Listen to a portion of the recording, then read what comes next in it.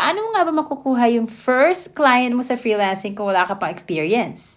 Watch this. Yung mga kakilala mo na 6-digit or 7-digit earners na mga freelancers na ngayon, tandaan mo, lahat ng mga yan nagsimula din sa no experience. Kasi syempre, may tao bang pinanganak na marunong na agad lumakad? Wala, di ba?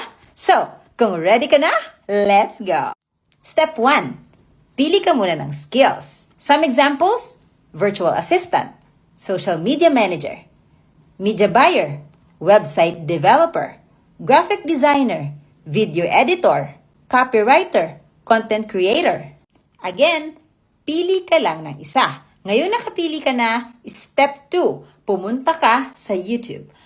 Tapos i-type mo sa search bar ng YouTube yung napili mo ng skill, tapos free course. For example, ang napili mo ay virtual assistants. I-type mo lang, virtual assistant free course. Kung ang napili mo naman ay graphic designing, i-type mo lang, graphic designing free course. Or kung ang napili mo naman ay social media management, i-type mo lang, social media management free course. At ngayon, na nakapili ka na ng skill at na-search mo na ang mga free resources sa YouTube about sa skill na napili mo, step 3, for the next 30 days, aaralin mo ang basics ng skill na napili mo at bakit kailangan ng mga clients yan. Ngayon, pagkalipas ng 30 days na araw-araw mong inaaral ang basics ng skill na napili mo at bakit kailangan ng clients yang skill na yan, oras na para gumawa ng sample works. Step 4. Create your sample work. Papaano? Pumunta ka kay ChatGPT gaya nito. At i-type mo doon, how to create a sample work for my portfolio if I am a, ilagay mo yung skill na napili mo. For example, social media manager. I-type mo kay ChatGPT yung ganito. How to create a sample work for my portfolio if I am a social media manager. Step number 5. Ngayon na binigyan ka na ni ChatGPT ng different ideas on how to create sample work for your portfolio as a social media manager, for example, or a virtual assistant, for example, yung mga ideas na yon ay gagawin mo na isa-isa. So, ang tanong, kaya mo na bang gawin yon?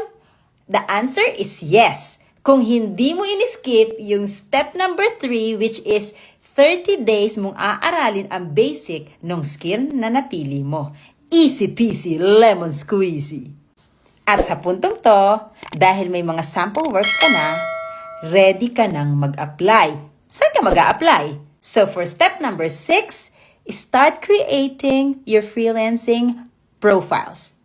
Pwedeng sa Upwork, sa onlinejobs.ph, sa People Per Hour, bibigyan kita ng complete list kung saan ka pwedeng gumawa ng mga online profiles. Uy, may online profile na siya! So, for step number 7, optimize your online profiles. How to do that? Again, simple. Go to YouTube and type something like this. How to optimize my online profile. Or if you want to be specific, let's take Upwork as an example. Type like this. How to optimize my Upwork profile. For total newbies, I would suggest mag-focus muna kayo sa onlinejobs.ph instead na sa Upwork. So again, balikan ulit natin just in case na malito lang tayo. Pwede mong i-type ulit sa YouTube, how to optimize my onlinejobs.ph profile or how to optimize my onlinejobs.ph bio. At this point, meron ka ng online profile at na-optimize mo na. Ready ka na for step number 8. Step number 8 is reaching out to the clients. Paano mo gagawin yon? Siyempre, reaching out to the clients is simply saying, applying for job posts. So, for example, ikaw, ang napili mong skill is social media management or social media manager, i-type mo lang doon sa job title search sa onlinejobs.ph or kung nasa ang platform ka, i-type mo lang doon, social media, lalabas na yan, strategist, marketing, content creator for social media, etc., etc. Dahil hindi ka na magugulat sa mga terms na makikita mo, dahil again, Hindi mo in-skip ang step number 3, which is 30 days mong aaralin ang basics ng skill na napili mo. Hindi ka na nagugulat ngayon, di ba? Hindi ka na din nagugulat bakit kailangan ng ganito, ng ganyan, ng client mo sa skill na yon.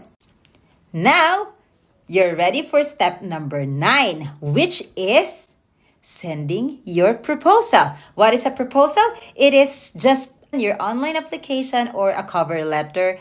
That is a proposal. Ngayon, baka naisip mo naman, paano naman ako gagawa ng proposal?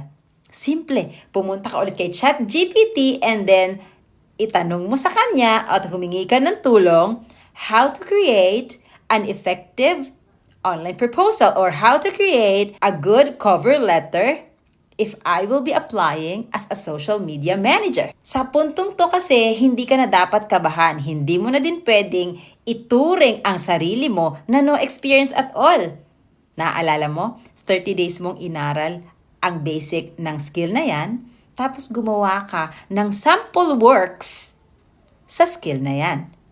So kapag natutunan mo na kung paano gumawa ng maganda at effective na proposal, all you have to do is to send it to the client or to send it to the job post na makita mo and attach the sample work that you did doon sa step number 4. Sa punto na to, palagi mong tandaan that volume is king. Dapat everyday mong inuubos yung points or number of application allowed doon sa onlinejob.ph o so kung saang platform nandoon ka. I'm not saying na hindi ka magkaka-client kung hindi ka maraming send na application. No, I'm not saying that at all. What I'm saying here is, nagpa-practice ka pa lang, nagtututo ka pa lang, do it big.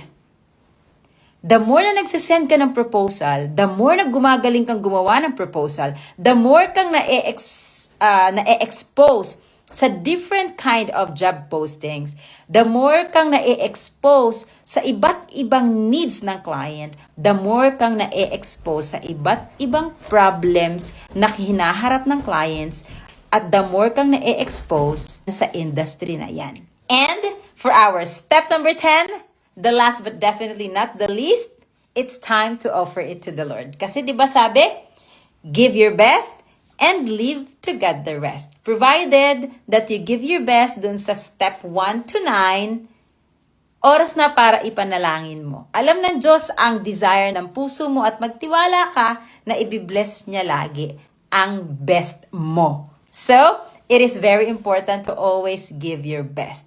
Excited na ako para sa first client mo. God bless your freelancing journey. Balitaan mo ako ha.